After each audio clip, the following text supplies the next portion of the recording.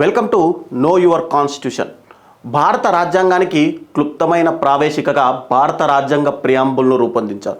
దీనినే రాజ్యాంగ ప్రావేశిక, ప్రస్తావన, మూలతత్వం, ఉపోద్ఘాతం, పరిచయం, ముందు మాట అని కూడా అంటారు. భారతదేశ ప్రజలు దేశంపై ఉంచుకున్న ఆకాంక్షలు, ఆశయాలు, కోరికలు ఈ ప్రియాంబుల్లో స్పష్టమైన అక్షరాలతో తెలుపబడ్డాయి. 1949 నవంబర్ 26న రాజ్యాంగ సభ ప్రియాంబుల్ను ఆమోదించగా 1950 జనవరి 26న అమల్లోకి వచ్చింది. బేరుబారీ కేసు తీర్పులో భారత అత్యున్నత న్యాయస్థానం ప్రియాంబుల్ను రాజ్యాంగంలో అంతర్గత భాగంగా గుర్తించరాదని చెప్పింది. అదే న్యాయస్థానం 1973లో కేశవానంద భారతి కేసులో అంతకు ముందు చెప్పిన తీర్పులోని వ్యాఖ్యను వెనక్కి తీసుకుంటూ రాజ్యాంగంలోని అయోమయాన్ని కలిగించే భాగాలలో స్పష్టత కోసం ప్రియాంబుల్ను ఆధారం తీసుకోవాలని తీర్పు చెప్పింది.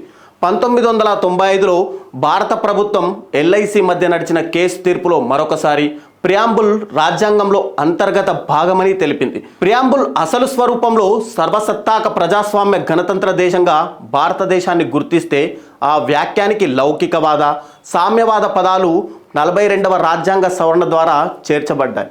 ప్రియాంబుల్ మిగతా రాజ్యాంగంతో సహా ప్రసిద్ధ చిత్రకారుడు బెవహర్ రామ్ మనోహర్ సింహ రూపొందించారు.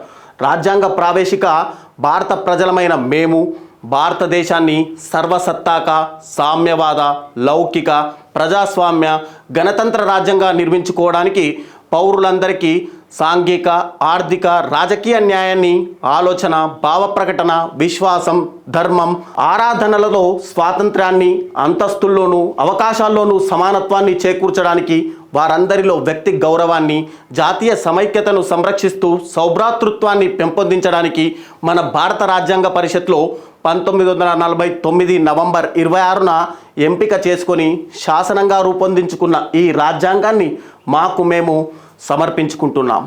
నాయకులారా, మీ పనితనం మీ అధినాయకులకు తెలియజేయాలనుకుంటున్నారు. ప్రజలారా, మీ సమస్యలను మీ నాయకులకు తెలియజేయాలనుకుంటున్నారు. ప్రజా సమస్యల పరిష్కార వేదిక మీ అభినవ్ భారత్.